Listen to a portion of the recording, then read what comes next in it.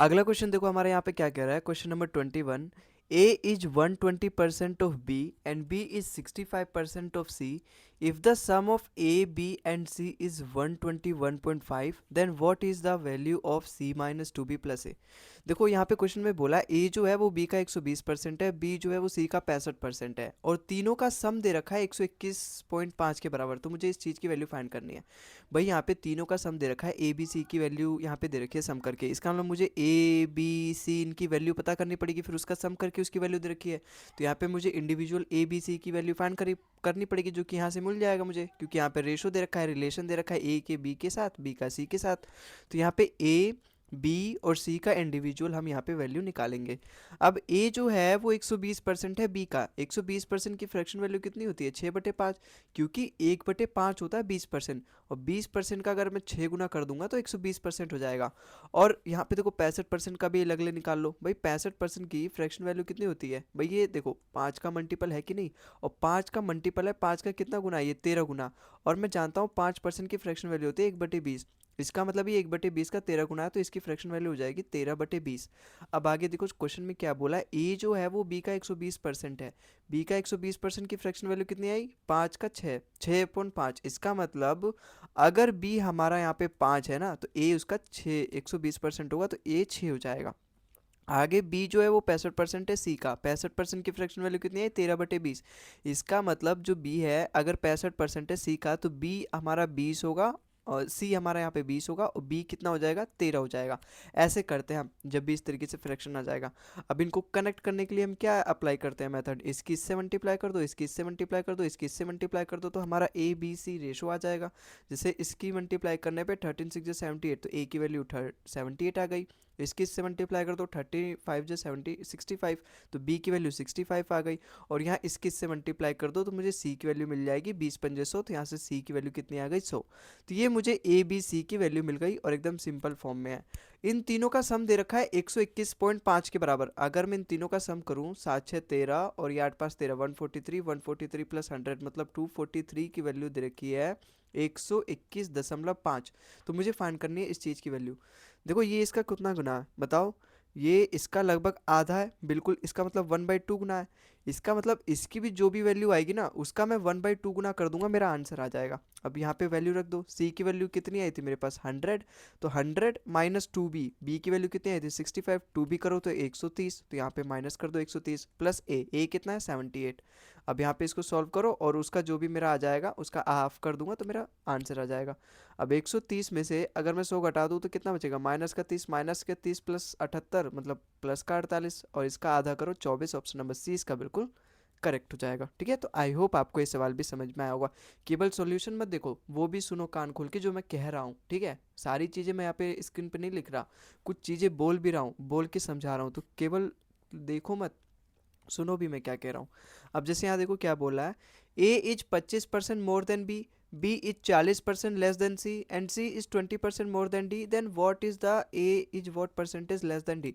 देखो जब भी इस तरीके से सवाल आपसे पूछे ना, ए का कंपैरिजन बी से दिया रहा है, बी का कंपैरिजन सी से दिया रहा है, सी का कंपैरिजन डी से दिया रहा है, और आपसे पूछे ए और डी के बीच का रेशो, मतलब पहले और आखिरी वाले के बीच का रेशो, तो आप हमेशा ऐसे करोगे। ए का बी के साथ दे रखा है, बी का सी के साथ दे रखा है, और सी का रेशो किसके साथ दे रखा है? डी के साथ। अब ए रेशो बी कितना आएगा? भाई ए जो है वो 25% ज़्यादा है। 25% की फ्रैक्शन वैल्यू होती है 1/4। इसका मतलब बी अगर 4 है ना, तो उससे एक ज़्यादा अपना ए हो जाएगा, तो 5/4 इसकी फ्रैक्शन वैल्यू आई, या फिर रेशो आया। अब बी जो है वो 40% कम है सी से। 40% की फ्रैक्शन वैल्यू होती है 2/5। अब सी से 40% कम है, इसका मतलब सी अगर मेरा 5 होगा ना, तो उससे 2 कम बी हो जाएगा, और कितना हो जाएगा? 3 हो जाएगा। अब सी और डी का क्या रिलेशन दे रखा है? सी जो 20% ज़्यादा है, 20% की फ्रैक्शन वैल्यू होती है 1/5।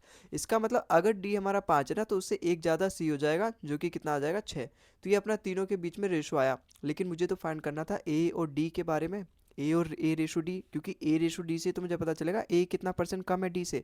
तो देखो ये बी से इससे कट जाएगा, सी से सी कट जाएगा, मुझे जो मिलेगा वो केवल ए और डी के बीच में मिलेगा रिलेशन। अब यहाँ से भी जो कट रहा है वो काट दो, इससे कट रहा है 2 से 2 बार में कटेगा, 2 से 3 बार में कटेगा। अब जो भी इस लाइन में आते हैं इस वाले कॉलम में, उसकी आपस में मल्टीप्लाई कर दो, जो इस वाले कॉलम में आते हैं उसकी आपस में मल्टीप्लाई कर दो। तो यहाँ से तो कुछ नहीं बचा, यहाँ से ए रेशो डी बचा, और ये कितना बचा? 3 3 3 जा 9 और ये 5 2 जा 10, तो यहाँ पे 10 आ गया। अब मुझे क्या पूछा था, ए जो है वो बी से कितना परसेंट कम है, ए जो है वो डी से कितना परसेंट कम है, 1 यूनिट कम है, ओवर 10, नीचे 10 आ जाएगा ना बेस, क्योंकि हम डी से कंपेयर कर रहे हैं, डी की वैल्यू 10 है, तो 1/10 मतलब 10%, इसका मतलब जो ए है वो अपने डी से 10% कम है। ठीक है, तो आई होप आपको ये सवाल भी समझ में आया होगा। अगले सवाल पे चलते हैं।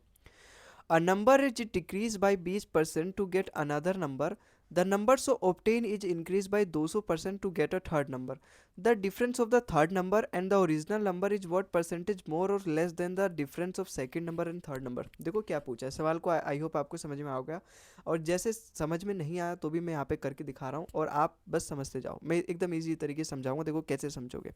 एक नंबर है, अपने आप पे 100% होता है सारा नंबर, जब मैंने उसको 20% से घटा दिया ना तो मुझे दूसरा नंबर मिल गया। भाई मैंने क्या नंबर लिया, मैंने सपोज लिया 100 लिया, उसका 20% घटा दिया, तो सपोज मुझे यहाँ पे दूसरा नंबर मिल गया जो कि क्या है 20%। भाई 100 का 20% 20 होता है, तो जब मैंने उसको 20% से घटा दिया तो इसका मतलब 80 आया, इसका मतलब मेरा दूसरा नंबर क्या आ गया, 80 आ गया। अब फिर जो नंबर मुझे ऑब्टेन हुआ, the numbers obtain is increase by 200%। देखो 200% का इंक्रीज का मतलब समझते हो, पहले वो नंबर अपने आप में 100% होगा, पहले ये 100% था, लेकिन अब मैं इसको 100% मान के अब इसका 200% बढ़ाऊंगा। पहले वो नंबर 100% था, अब मैंने उसका 200% बढ़ा दिया ना, इसका मतलब वो पहले नंबर का 300% हो गया। इसका मतलब अब ये पहले 100% था, अब इसका 200% मैंने बढ़ा दिया ना, तो जो तीसरा नंबर मिलेगा 200% बढ़ाने के बाद अब इसका 300% मिलेगा। 300% मतलब 3 गुना, और 80 का 3 गुना मतलब 240। ये आ गया हमारा पहला दूसरा तीसरा नंबर, यहीं तक ये सारा कहानी दिया था। अब आगे तो इसने पूछा पाछी की है, the difference of the third number and the original number. Third and original number का डिफरेंस कितना है, 140, बड़े में से छोटा घटाना डिफरेंस होता है। इज वोट परसेंटेज मोर और less than the difference of second number. Second and third number का डिफरेंस है वो कितना ज़्यादा या फिर कम है, इन दोनों का डिफरेंस लोगे कितना आएगा, 160 आएगा। अब 160 है, 140 पूछा है कितना कम या ज़्यादा है 160 से, देखो ज़्यादा तो है नहीं, कम ही है, तो ये मोर वाले तो दोनों गलत हो जाएंगे। अब ये कम कितना है, 20 कम है, और बेस कितना आएगा 160, क्योंकि मैं 160 से कंपेयर कर रहा हूँ, 0 से 0 कट गया, 2 से 1 बार में 8 बार में चल जाएगा, तो 2/60 मतलब 1/8, और 1/8 एक स्टैंडर्ड फ्रैक्शन वैल्यू है जिसकी परसेंटेज वैल्यू होती है 12.5%। इसका मतलब जो हमारा यहाँ पे इन दोनों का डिफरेंस आया और उसमें जो 140 है वो 160 से 12.5% कम है, ऑप्शन नंबर डी इसका बिल्कुल करेक्ट हो जाएगा। ठीक है, तो आई होप आपको समझ में आया होगा। अगले सवाल पे चलते हैं। देखो बहुत इजी सा सवाल पूछा है ये, 0.5 इज व्हाट परसेंटेज ऑफ 20। भाई 0.5 20 का कितना परसेंट है ये बताना है। 1/20 में जानता हूँ 5% होता है, इसकी 5% से मल्टीप्लाई कर दो 2.5%, ऑप्शन नंबर सी इसका बिल्कुल सही हो जाएगा। ठीक है, आओ चलते हैं। The difference between the two number is 15% of their sum. Find the ratio of the smaller number to the larger number.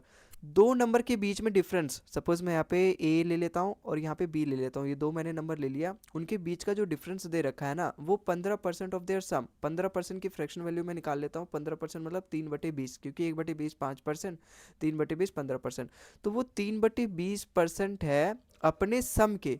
A minus B जो है वो 15% है अपने ही सम के, ए प्लस बी के। अब यहाँ से मुझे फाइंड करना है रेशो स्मॉलर नंबर और लार्जर नंबर।